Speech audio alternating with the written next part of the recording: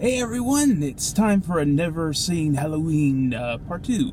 We're going to check out what I thought of a new movie that really came out just a few months ago, the Child's Play remake.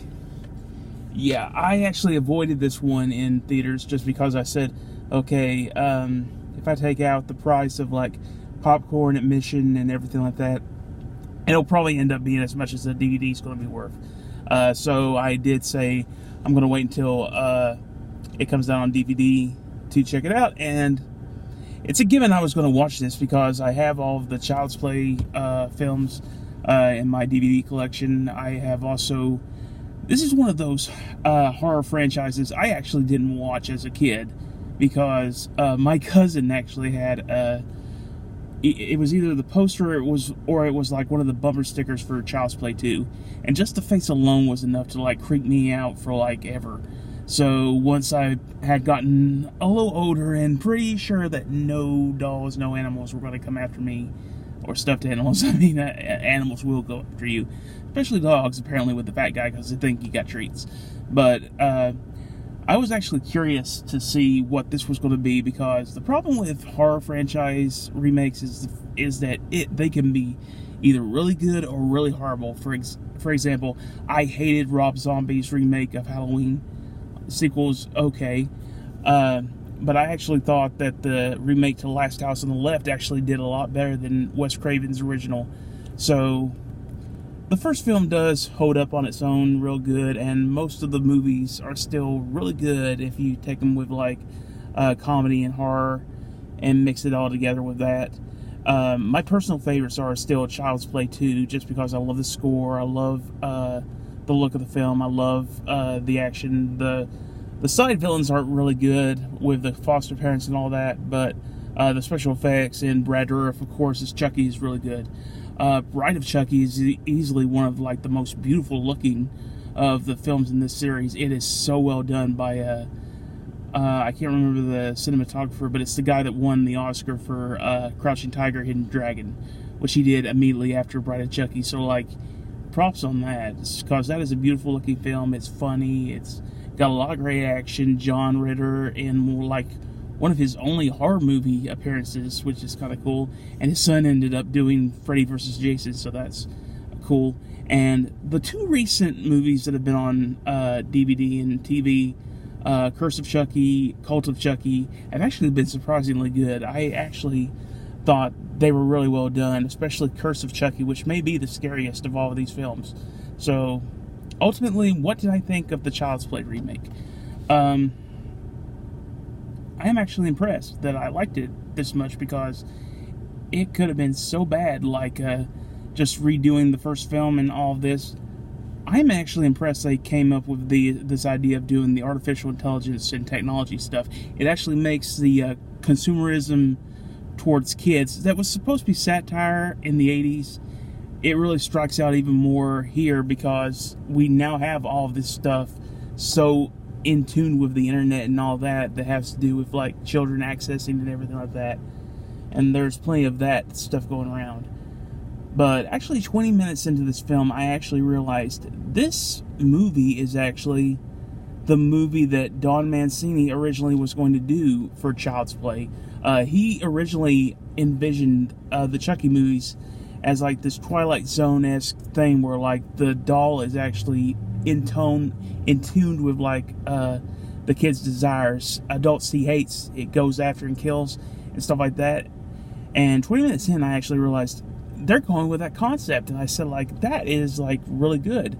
Only after director Tom Holland came in did it become a serial killer trapped in the killer doll movie, and the whole voodoo stuff was not in the original take. So I said, this is actually a good idea to like pay tribute to the original film idea, which was called Blood Buddies. And I thought that was really good. The most inspired was Mark Hamill as the voice of Chucky. I don't know if the creators of this movie love that Robot Chicken sketch where Chucky is killed by like the killer Cabbage Patch dolls. But I actually thought it was good because he is Mark Hamill is always great when he's doing villains, especially in cartoons. He's up there with like Jack Nicholson and Heath Ledger as like one of the best Jokers out there. So that really worked for this idea. And I also like that they didn't really do a lot of like the angry Chucky, and even though there's not a lot of humor, which I did miss in this film, I thought that Mark Hamill really did great at like the intent of this artificial thing that's like growing, learning, and then becoming more twisted because its programming's malfunctioning. And really cool. My biggest problem I thought I was going to have from watching the trailers was like, I thought the kid was too old. I thought that Aubrey Plaza was too young to be like a mother of a kid that age. I thought both of them actually did well. I thought the kid was really good. I thought she did really well. Not quite believable as a mom.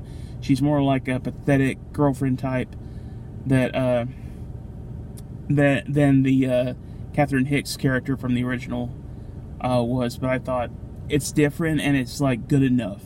It works for this movie. The things I did not like about it, I did not like the boyfriend character. I thought like that was a ridiculous standard, even though I'm pretty aware that like a lot of women end up in relationships with guys that treat them like crud, worse than that. And I thought that they made this guy just a little bit too aggravatingly bad.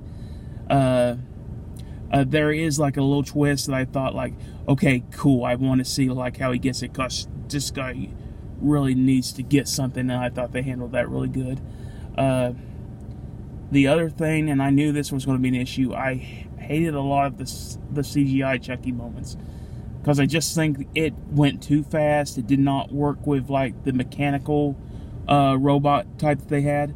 And and this is just me, because like I'm tired of like the heavy guy really getting the axe in whenever it comes to these kind of movies, where like the fat guy is just like the creepy guy in the basement watching everybody on cameras. I just kind of thought, alright, I'm getting tired of this. It's not a stereotype, but it's just an aggravation that happens on and off and all the time with these kind of things. I actually thought that was like a missed opportunity, where they could have got Brad Dourif, the original voice of Chucky, to play like the creepy janitor kind of guy.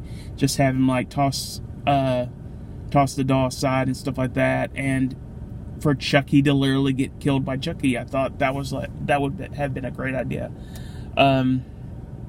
So yeah, for the most part.